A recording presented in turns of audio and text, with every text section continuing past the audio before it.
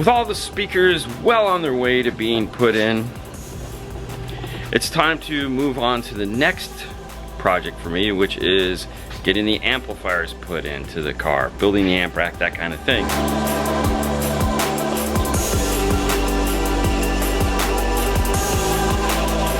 Behind the back seat, we saw this cool piece here. There's 3 little clips and this whole carpet comes off. And that exposes this area here. Ooh. In this area, we have the 2 amplifiers and the 4 passive crossovers that have to go in here. There's really nothing back here to get in the way. This is a pretty straight shot. However, the things you have to keep in mind are these guys right here.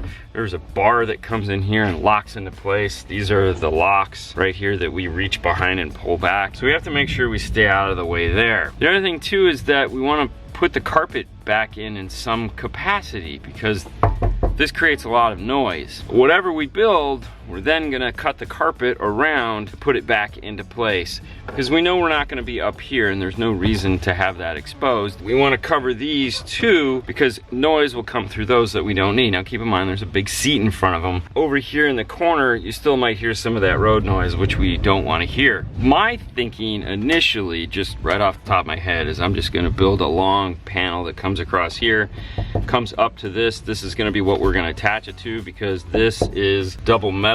This comes out and there's an actual firewall behind it. I can put nutserts into this and it's not going to be exposed to the back side of the car, whereas if I drill into this, well then I'm just an idiot and I put screws out of the back of the car and it's going to cause rust and all that other fun stuff. This area here and this area here are both safe to attach the amp rack to. Now knowing that, we have changed our thought on how we're going to do the power wire. Initially we plugged the hole on the passenger side, but in thinking it through, we're gonna plug the hole on the driver's side and we are gonna come up the passenger side. The reason for that is if you look at the amplifiers, the power wires both come out on the passenger side of the vehicle. And if we do that, it'll be a shorter run of power, which means we can go with a smaller power wire. If we were to go up the driver's side, we'll have to go with like a 0 gauge, because it's like 21 feet, which is a lot. Whereas if we come up the passenger side, it's only gonna be like 12 feet. We can go with a 4 gauge wire as opposed to a 0 gauge wire, which makes a lot more sense because these amplifiers really don't draw a lot of power.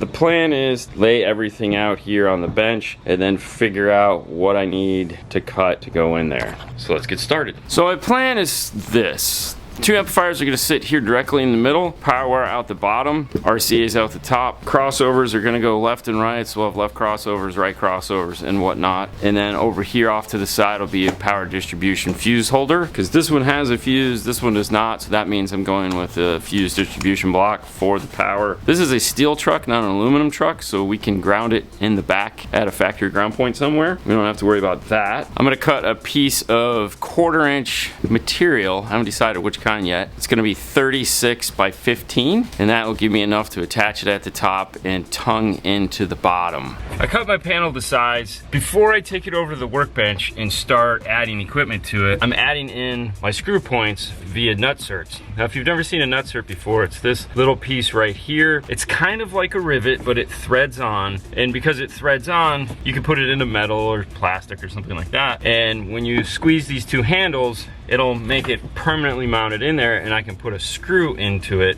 and it makes it easily serviceable and really nice, as opposed to just throwing a self-tapping screw in there. There's a couple different versions of it. This one you just squeeze, pre-drill the hole, get it in there, squeeze it shut, you unscrew it,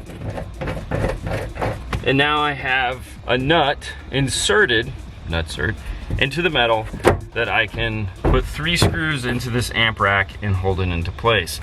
I'm also going to put a piece of foam across the back when I'm done, so that I don't have plastic on metal rattle. We don't want that. Let's head over to the bench and take a look at this with the amps attached. Now I've attached all the product to the amp rack. K2 crossovers on top, flax crossovers on the bottom, power distribution block. It's all screwed in and ready to go. The next step is, before we start wiring it, because once we've wired it, we've committed fully to it, is to take it over into the truck and set it in place, drop the back seat into place in front of it to make sure that nothing hits and it's gonna work. It's important to do at this point.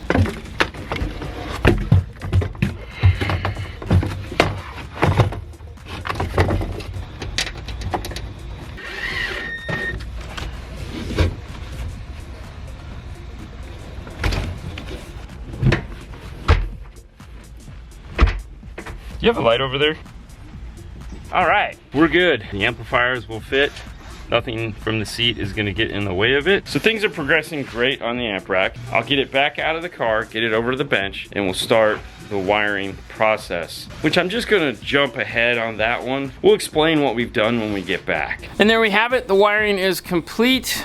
Let's take a closer look. Let's see what is happening here. Looking down here at the bottom is where we ran all the power wire. We did a stacked configuration. As you see, there's no ground, but there is grounds. And what they are is they're up underneath the power wire. The reason why I did that is by stacking it here, it kept this nice and narrow, which I knew I was gonna need because I'm gonna have these speaker wires coming over for the crossovers. If you'll see here on the two amplifiers, the ground is after the power here and before the power here. That's gonna make things a little interesting. By stacking them like that, it allowed me to keep everything in order all the way through the run. If we zoom out just a little bit, here they go into the block, and across the bottom here they go out to where they'll ground in the back of the car. That allowed me to compensate for the weirdness of the two amplifiers. Passive crossovers are mounted passenger on this side because this is the passenger side of the back of the car, and drivers on this side. That posed another problem when it comes to the RCAs because the standard amplifier is this is driver, this is passenger. I needed to flip my inputs over here so that it would correspond to the way the amplifier is getting laid out. After all they are is numbers on an amplifier. It really doesn't matter, just so you have front divided from rear. The covers for the K2s are not on yet because there are several adjustments that can be made on top of the K2s, and that means I'm gonna wait until we're done, we're listening to the car. I'm gonna test these to see if any of these improve the way the car sounds. For example, you have level of tweeter configuration, 0, -3, +3. So if we feel we need a little bit more treble boost, we can attach that here. We also have tweeter crossover adjustability between 12 and 18, and mid-range crossover blending with the tweeter between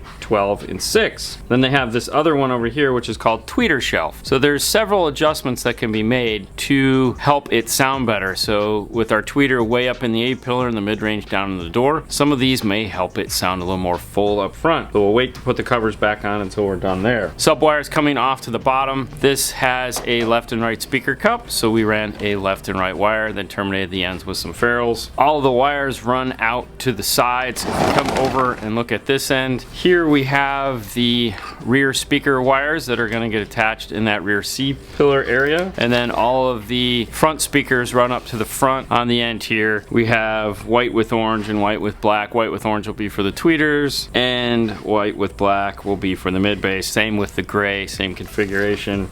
And we ran a 6-channel 4000 series Stinger RCA with the remote turn on coming out along with it, all set and ready to go. This amp rack is all set, ready to get into the car now. The only thing that I didn't mention was the power wire. Fernando is currently working on the fused distribution block, and he's going to be running the power wire to the back, so we'll attach that once we get it into the car. The nice thing about having the distribution block here is that we can pre-run it and save time because he's moved ahead of me, because these things take a long amount of time to do. Let's get this dropped into the car and we'll see what it looks like. And for those counting at home, that means both the doors are done. Fernando's moved on to the tweeters. The driver's side is in. Now, what did you do for wiring on the tweeters? I grab, of course, new wires, run it to the dash. That's where we're going to hook it up. Prettied up the connector that I made on there. All right, nice. We have our connector over here.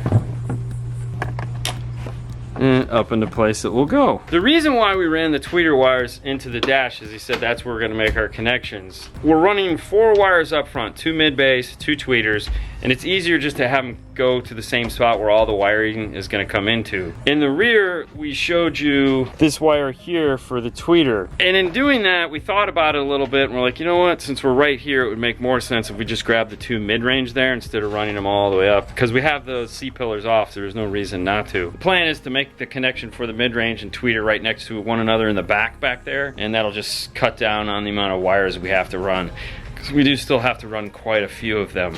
And this is it in the vehicle, all complete, all set and ready to go. Over on the side here is where we made our connections for the rear speakers. The wires just come along the bottom here and up. In the running board area here, tucked in to the factory, is our RCA and the front speaker wires. The same is true on the passenger side. There is our rear speakers. Our ground is located right underneath the seat belt on a bolt there, and then the power wire goes up along the passenger side. While I was doing that, Fernando took some time and got the power wire in. Comes through the factory hole that we had earlier plugged. We unplugged it and we replugged the one on that side. Zip tied it into the main harness, come around this side. He made this bracket right here that attaches to the battery pan and located the fuse here, so now it is solid, mounted, and ready to go, and then attached it to the battery here. Power is all set. The only piece of this puzzle we have left, the gaping hole and the dash.